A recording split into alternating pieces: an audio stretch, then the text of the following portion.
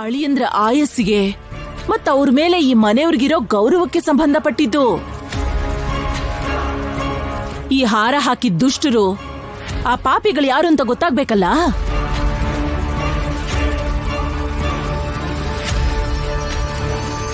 ಅಮ್ಮ, ಅಕ್ಕ, ಅಮ್ಮ.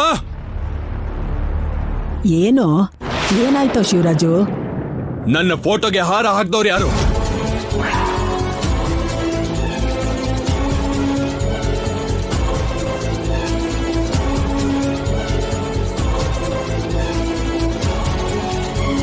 ಇಲ್ಲ ಶಿವರಾಜು, ನಾವ್ಯಾರು ಹಾಕಿಲ್ಲ. ಅಂದ್ರೆ ಈ ಮನೇಲಿ ಯಾರು ಹಾರ ಹಾಕ್ದೇನೆ ನನ್ನ ಫೋಟೋಗೆ ಹಾರ ಹೇಗ್ ಬಿತ್ತು? ಹೊರಗಿಂದ ಯಾರಾದ್ರೂ ಬಂದು ಹಾರ ಹಾಕ್ಬಿಟ್ಟೋದ್ರ? ಅಯೋಧ್ಯೆಯಲ್ಲಿ ರಾಜರ ಅರಮನೆ ಇದ್ದ ಹಾಗೆ ದೊಡ್ಡ ಮನೆ ಇದು. ಮನೇಲಿ ಇಷ್ಟು ಜನ ಇದ್ಕೊಂಡು ಹೊರಗಡೆ ಬರುವಂತ ಸಾಹಸ ಯಾರು ಮಾಡ್ತಾರಪ್ಪ? ಅಯ್ಯೋ ಮಾತಾಡೆ ಪಾರ್ವತಿ. ಇದಕ್ ಮುಂಚೆ ಮನೇಲಿ ನಡೆದಿರೋ ಗಲಾಟೆ ಬಗ್ಗೆ ಹೇಳು. ಜಗಳ ನಡೀತಾ? ಏನ್ ಜಗಳ ನಡೀತು? ಯಾಕೆ ನಡೀತು? ಅದೇನ್ ದೊಡ್ಡ ಜಗಳ ಅಲ್ಲ ಬಿಡು ಶಿವರಾಜು. ಅಷ್ಟು ಸಾಧಾರಣವಾಗಿ ಹೇಳ್ಬೇಡಪ್ಪ. ಮನೇಲಿಟ್ಟಿರೋ ಫ್ರಿಜ್ನ ಹೊರಗಡೆ ಬಿಸಾಕೋ ಅಷ್ಟು ದೊಡ್ಡ ಗಲಾಟೆ ಆಯ್ತು.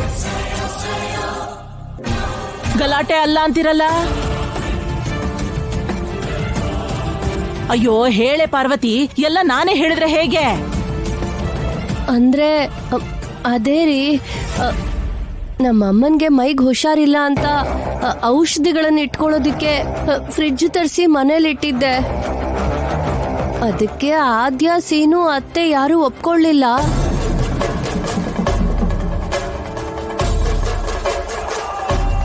ಭಾವನವ್ರ ಅನುಮತಿ ಇಲ್ದೆ ಮನೆ ಒಳಗ್ ಯಾವುದೇ ಹೊಸ ಸಾಮಾನ್ ಬರಬಾರ್ದು ಅಂತ ಆ ಫ್ರಿಡ್ಜ್ನ ಆಚೆ ಹಾಕಿಸ್ಬಿಟ್ಟ ಸೀನು.